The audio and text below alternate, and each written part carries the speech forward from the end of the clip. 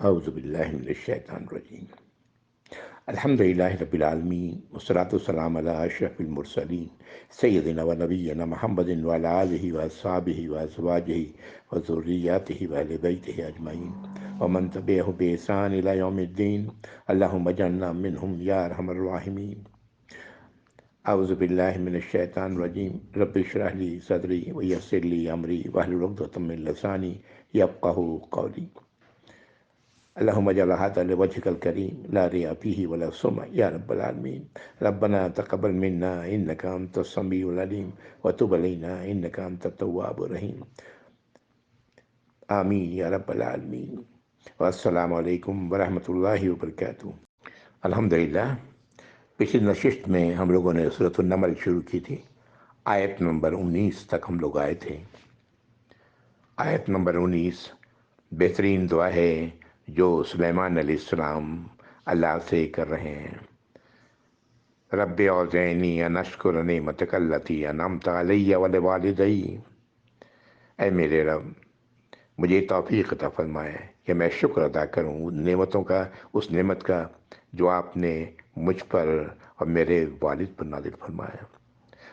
وَنَعْمَلَ صَالِحًا تَرْضَاهُ، اور میں وہ عمل کروں جس سے آپ راضی ہوں۔ وَأَدْخِلْنِي بِرَحْمَتِكَ فِي عِبَادِكَ الصَّالِحِينَ، اور مجھے داخل کر دیں اپنے ان غلاموں میں جو صالح تھے۔ بہترین دعا ہے، اور یہ دعا سلیمان علیہ السلام نے چوٹی کی کے اعلان کو سن کر کی۔ یہ آیت نمبر 15 سے یہ داؤد علیہ السلام اور سلیمان علیہ السلام کا سلسلہ شروع ہوا ہے۔ آج انشاءاللہ آگے پڑھیں گے۔ آیت نمبر 20 سے آگے یہ سلیمان علیہ السلام نے یہ معائنہ کیا جب اپنے لشکروں کا، تو پڑھتے ہیں بات خود سمجھ میں آئی۔ اعوذ باللہ من الشیطان الرجیم وتفقد الطیر فقال ما لی لا ارى ہدہدا ام کان من الغائبین، اور پرندوں کی طرف جب نظر اٹھایا تو دیکھا کہ ایک پرندہ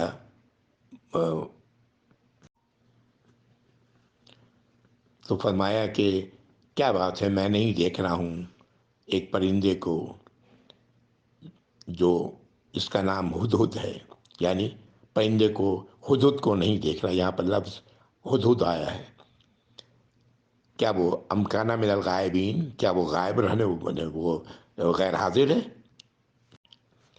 سلیمان علیہ السلام نے جو اپنے پرندوں کے لشکر کا معائنہ کیا اس میں ہدہد کو نہیں پایا۔ اس پر سلیمان علیہ السلام نے یہ بات فرمائی۔ آگے شہنشاہی جلال آ رہا ہے۔ اگلی آیت وَأَدِّبَنَّهُ عَذَابًا شَدِيدًا وَلَأَذْبَحَنَّهُ وَلَيَأْتِيَنِّي بِسُلْطَانٍ مُبِينٍ، فرماتے ہیں کہ شدید عذاب دیں گے اسے، یا اسے ذبح کر دیں گے، یا وہ لے کر کے آئے وہ کوئی معقول وجہ، کھلی وجہ اپنے نہ ہونے کی، یعنی نہ ہونے کی وجہ سے سلیمان علیہ السلام نے یہ بات کہی کہ وہ اسے سزا دیں گے شدید، یا اسے ذبح ہی کر دیں گے، یا پھر وہ اپنی غیر موجودگی کی وجہ بیان کرے۔ آیت نمبر 22 فَمَكَثَ غَيْرَ بَعِيدٍ فَقَالَ أَحَطتُ بِمَا لَمْ تُحِطْ بِهِ وَجِئْتُكَ مِنْ سَبَإٍ بِنَبَإٍ یقین، کچھ ہی دیر گزری کہ وہ ہدہد آ گیا سلیمان علیہ السلام کے پاس، اور اس نے کہا کہ میں آپ کے پاس سبا کی بڑی اور یقینی خبر لے کر آیا ہوں جس کا علم آپ کو نہیں ہے۔ یہ آیت نمبر 22 ہے۔ آیت نمبر 23 انی وجدت امرأة تملکہم وأوتیت من کل شیء ولہا عرش عظیم، ایک عورت کو ان پر حکمران پایا جسے ہر چیز دی گئی ہے، اس کا شاہی تخت بہت شاندار ہے۔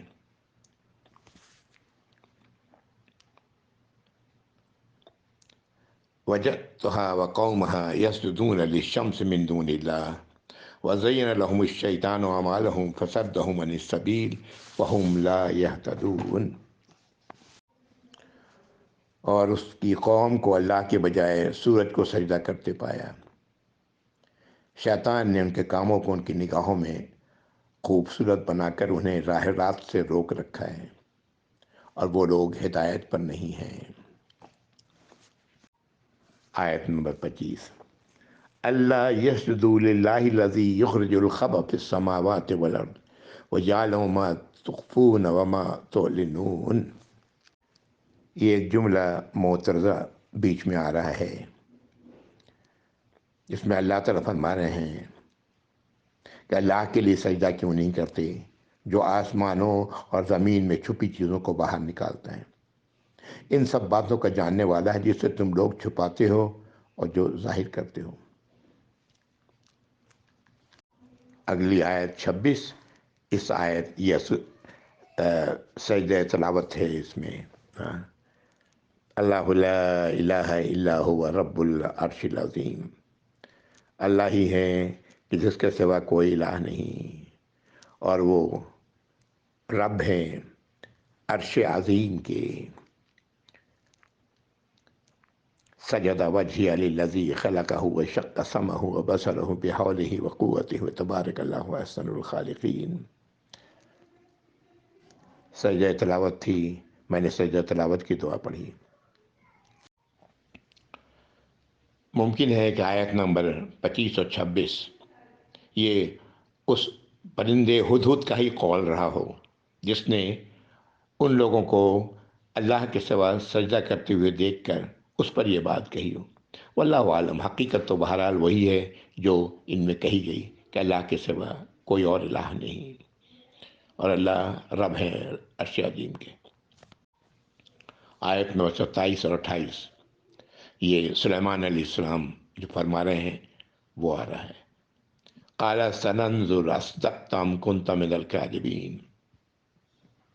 فرماتے ہیں کہ ہم دیکھ لیں گے کہ تم نے سچ کہا ہے یا تم جھوٹوں میں شامل ہو، یعنی یہ تم نے یہ کہانی سنائی ہے یہ صحیح ہے یا نہیں ہے، ہم دیکھ لیں گے۔ اذهب بکتابی ھذا فالقہ الیہم ثم تول عنہم فانظر ماذا یرجعون۔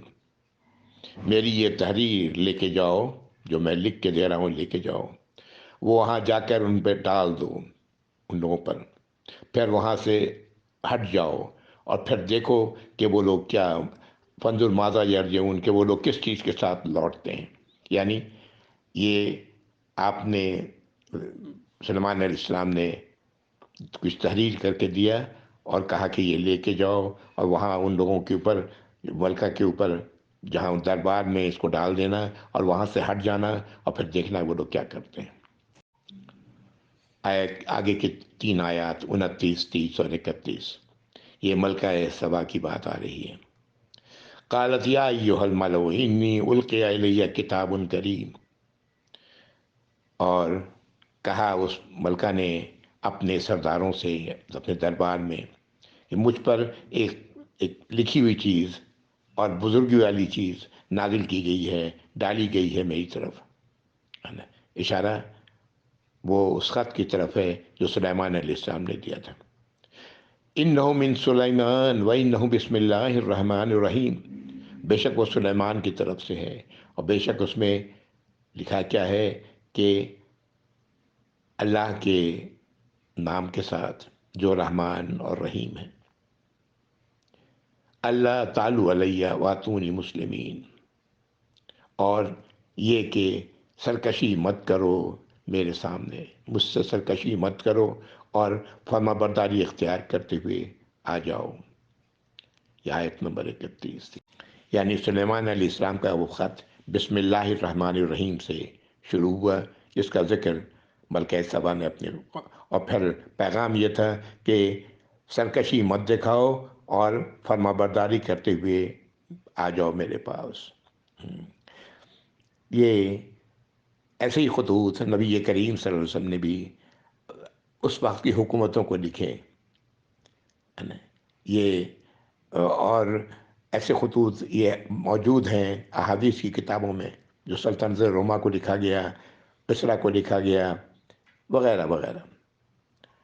اور یہی کام سلیمان علیہ السلام نے آپ صلی اللہ علیہ وسلم سے پہلے کیا تھا کہ ملکہ سبا کی اطلاع ملنے پر انہیں یہ خط بھیجا تھا۔ یہاں پر ایک اور انٹرسٹنگ بات کہ قرآن میں ایک صورت ایسی ہے جس میں بسم اللہ الرحمن الرحیم نہیں ہے، سورۃ التوبہ، وہ بسم اللہ الرحمن الرحیم کے بغیر شروع ہوتی ہے۔ اس طرح قرآن میں 113 بار صورتوں کے شروع میں بسم اللہ الرحمن الرحیم آتا ہے، اور یہ اس صورت میں ایک بار مزید آ رہا ہے بسم اللہ الرحمن الرحیم صورت کے درمیان صورت النمل میں۔ اس طرح بسم اللہ الرحمن الرحیم کی تعداد صورتوں کے برابر ہو گئی، 114 ہو گئی۔ بہرحال یہ ایک چیز تھی جو اب میں نے عرض کر دی۔ یہ جو بات میں نے عرض کی یہ کوئی اہمیت کی حامل بات نہیں ہے، اس کو بہت اہم نہیں سمجھنا چاہیے۔ ٹھیک ہے، جو بات ایسے ہی ہے کہ اس طرح سورۃ نمل میں 2 بار بسم اللہ شروع میں آیا اور بعد میں درمیان میں ایک بار آیا۔ یہ آیت نمبر 32 سے لے کے آیت نمبر 35 تک اب یہ ملکہ کا خطاب ہے جو اپنے سرداروں سے کر رہی ہے۔ قالت یا ایھا الملأ افتونی فی امری ما کنت قاطعۃ امرا حتی تشہدون۔ ملکہ نے کہا، اے قوم کے سرداروں، مجھے اس معاملے میں مشورہ دو، میں تمہارے مشوروں کے خلاف فیصلہ نہیں کرنے والی۔ سرداروں نے کہا، ہم صاحب قوت ہیں، قوت والے لوگ ہیں، سخت جنگ کرنے والے لوگ ہیں، فیصلہ کرنا آپ کے لیے ہے، غور و فکر کر لیں اور حکم دیں، جو آپ حکم دیں گے اس پر عمل کیا جائے گا۔ قالت ان الملوک اذا دخلوا قریۃ افسدوها وجعلوا عزۃ اہلها اذلہ وکذلک یفعلون۔ ملکہ کہتی ہے کہ جب کوئی بادشاہ داخل ہوتا ہے کسی آبادی میں تو وہاں فساد پھیلا دیتا ہے، اور جو وہاں کے اقتدار والے لوگ ہیں، عزت والے لوگ ہیں، ان کو ذلیل کرتا ہے، اور ایسا ہی کیا جاتا ہے۔ بڑی سمجھداری کی بات ہے جو ملکہ نے کی، یعنی اپنی قوم سے کہہ رہی ہے، وَإِنِّي مُرْسِلَةٌ إِلَيْهِمْ بِهَدِيَّةٍ فَنَاظِرَةٌ بِمَا يَرْجِعُ الْمُرْسَلُونَ۔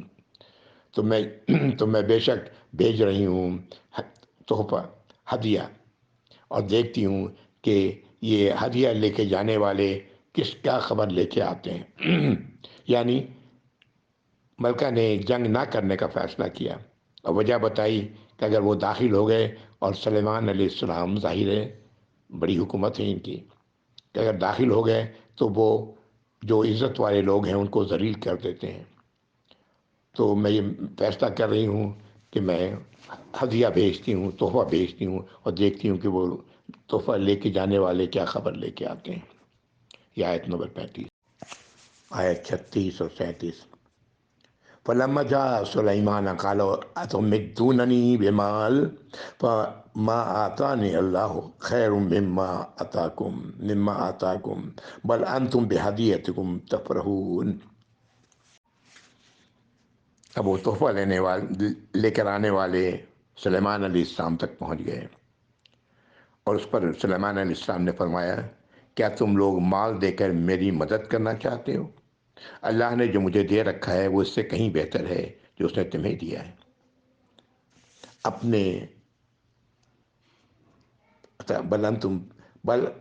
بل انتم بہدیتکم تفرحون، بلکہ تم خود اپنے اس تحفے پر لے کے واپس لے جاؤ اور خوش رہو۔ یعنی لینے سے انکار کر دیا انہوں نے وہ ہدیہ جو ملکہ نے بھیجا تھا۔ ارجع الیہم فلناتینہم بجنود لا قبل لہم بها ونخرجنہم منها اذلۃ وہم صاغرون۔ لوٹ جاؤ، ہم ایسے لشکر کے ساتھ ہم ڈاور ہوں گے جس کا مقابلہ کرنا ان کے بس میں نہیں ہوگا۔ ہم انہیں ذلیل و خوار کر کے وہاں سے باہر کریں گے تاکہ وہ کسی لائق نہ رہیں اور وہ چھوٹے ہو جائیں۔ یہ وہ بات ہے جو آیت نمبر 37 میں سلیمان علیہ السلام نے فرمائی۔ آیت نمبر 38 سے 40 تک سلیمان علیہ السلام اپنے درباریوں سے مخاطب ہیں۔ قال یا ایھا الملأ ایکم یاتینی بعرشھا قبل ان یاتونی مسلمین۔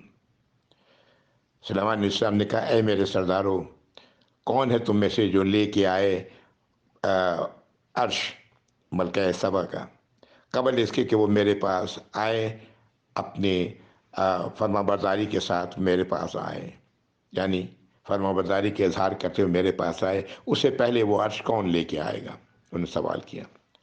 قال عفریت من الجن انا آتیک بہ قبل ان تقوم من مقامک۔ اور جن، ایک سرکش جن نے کہا کہ میں لے کر کے آؤں گا اسے آپ کے پاس قبل اس کے کہ آپ لوگ اپنے مقام سے اٹھیں گے، یعنی اس جگہ سے اٹھیں گے۔ انی علیہ لقوی امین، اور میں بے شک میں اس کے لیے طاقتور بھی ہوں اور امانت دار بھی ہوں، یعنی وہ ملکہ کا لے کر کے میں آ جاؤں گا یہاں پر قبل اس کے کہ دربار برخاست ہو۔ اب آیت نمبر 40، قال الذی عندہ علم من الکتاب، اور کہا وہ شخص نے جس کے پاس کتاب کا علم تھا، انا آتیک بہ قبل ان یرتد الیک طرفک، میں اسے لے آؤں گا قبل اس کے کہ آپ اپنے پلک کو چپکائیں گے۔ فلما رآہ مستقرا عندہ، اور جب دیکھا وہ عرش اپنے سامنے سلیمان علیہ السلام نے، قال ھذا من فضل ربی، اور انہوں نے فرمایا کہ یہ میرے رب کا فضل ہے، لیبلونی اشکر ام اکفر، تاکہ وہ آزمائے مجھے کہ میں شکر کرنے والا ہوں یا کفر کرنے والا ہوں، ناشکری کرنے والا ہوں۔ ومن شکر فإنما یشکر لنفسہ، اور جو شکر کرتا ہے وہ بے شک وہ شکر اپنے ہی لیے کرتا ہے۔ ومن کفر، اور جو ناشکری کرتا ہے، فإن ربی غنی کریم، تو بے شک میرا رب غنی ہے اور کریم ہے۔ یہ تھی آیت 40۔ یہاں پر جو بات ہوئی، جب سلیمان علیہ السلام نے عرش لانے کی بات کی تو جن نے کہا قبل اس کے کہ آپ یہاں سے اٹھیں گے، برخاست ہو یہاں پر یہ دربار، اس سے پہلے ہم لے آئیں گے۔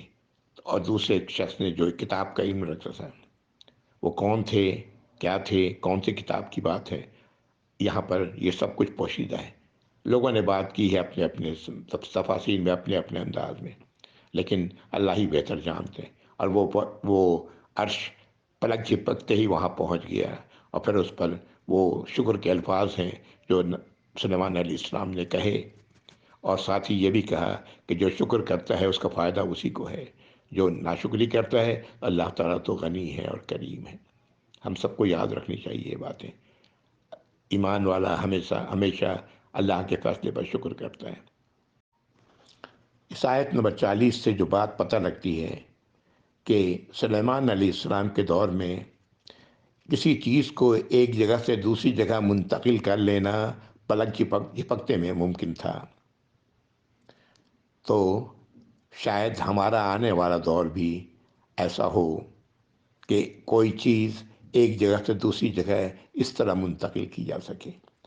آج اس طرح کی چیزیں کچھ کہیں کچھ یوٹیوب پر کہیں نظر آتی ہیں، واللہ عالم، لیکن آج نہیں تو کل یہ ہو کے رہے گا، اس لیے کہ یہ چیز سلیمان علیہ السلام کے دور میں ہو چکی ہے، واللہ عالم۔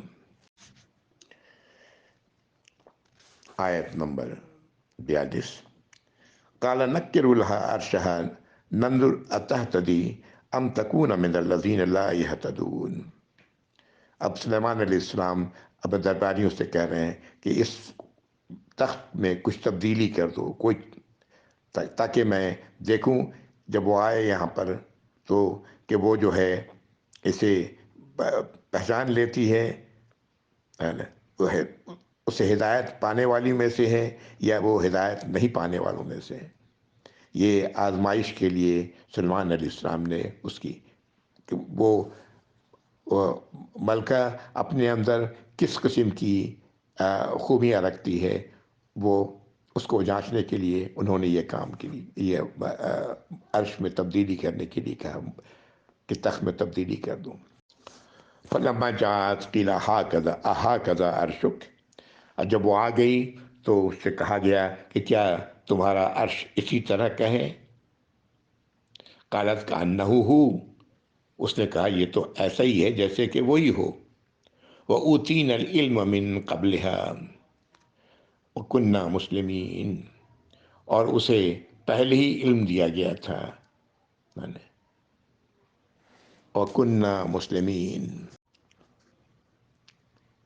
کیا تمہارا تخت اس طرح کا ہے؟ تو اس پر اس نے کہا یہ تو جیسے وہی ہو، ہمیں پہلے ہی سے آپ کے بارے میں علم ہو چکا ہے، آپ کے تابع فرمان ہو چکے ہیں۔ یعنی وہ ملکہ اپنے آپ کو کہہ رہی کہ ہم آپ کے تابع فرمان ہو چکے ہیں۔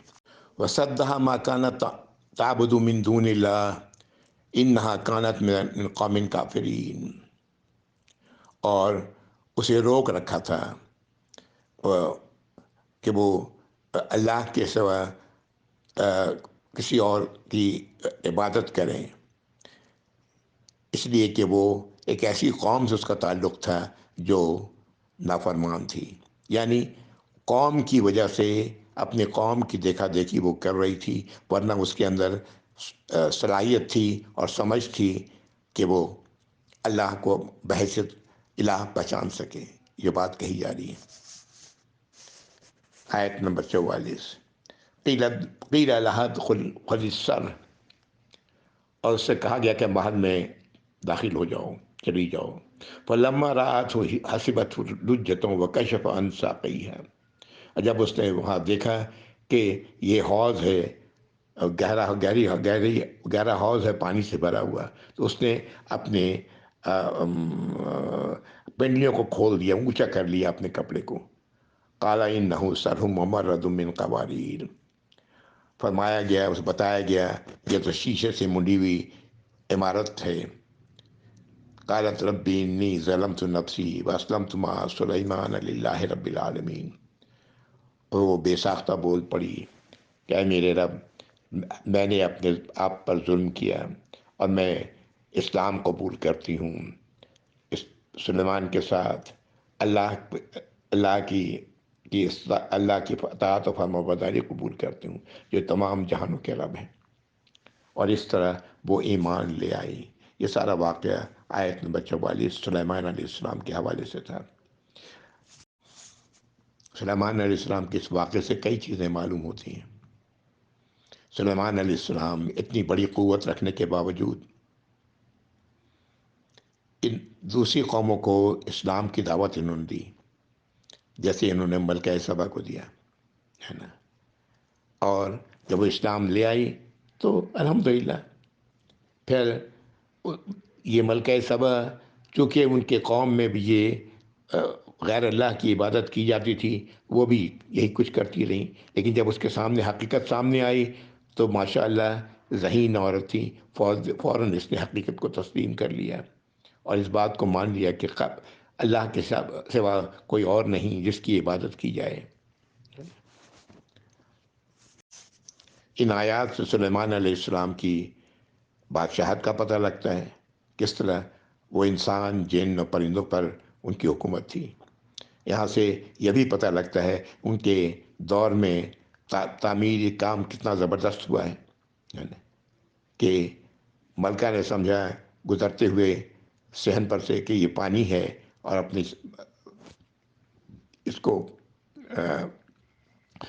اپنے کپڑے کو ٹخنوں سے اوپر کر لیا، جبکہ وہ پانی نہیں تھا، وہ شیشہ کا بنا ہوا تھا۔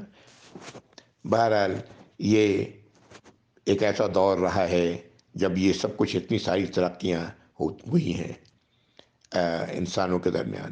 آج بھی لوگ حیران ہوتے ہیں جو پیرامڈ جب دیکھتے ہیں مصر میں، تو حیران ہوتے ہیں اتنے بڑے بڑے پتھر یہاں کس طرح لائے گئے۔ اور پھر آگے بھی آئے گی صورت جہاں مزید سلیمان علیہ السلام کی دور حکومت میں جو کچھ کیا گیا جو تعمیریں کی گئی اس کا ذکر آئے گا انشاءاللہ، آگے بھی پڑھیں گے ہم لوگ۔ آگے آیت نمبر 45 سے لے کر آیت نمبر 53 تک قوم سمود کا واقعہ ہے، صالح علیہ السلام کی قوم کا۔ پیچھے ہم لوگوں نے پڑھا ہے، کئی بار پڑھ چکے ہیں، پھر یہاں پر قرآن میں یہ واقعات ان پیغمبروں کے بار بار آئے ہیں، لیکن ہر جگہ کوئی نہ کوئی نیا پہلو ہے جو سامنے رکھا ہے اللہ نے۔ پیچھے ہم لوگوں نے دیکھا سورۃ الشعراء میں، اب اس میں انشاءاللہ جب پڑھیں گے اگلی بار تو ہم دیکھیں گے۔ اور اس کے بعد پھر آیت نمبر 54 سے 58 تک پھر لوط علیہ السلام کا واقعہ آ رہا ہے۔ انشاءاللہ اگلی نشست میں ہم لوگ پڑھیں گے۔ وآخر دعوانا الحمدللہ رب العالمین، وصلی اللہ علی محمد وعلی آلہ وصحبہ وازواجہ وذریاتہ واہل بیتہ اجمعین ومن تبعہ بإحسان الی یوم الدین، اللہم اجعلنا منہم یا رب العالمین، آمین یا رب، الحمدللہ یا رب العالمین۔ السلام علیکم ورحمۃ اللہ وبرکاتہ، جزاکم اللہ خیر۔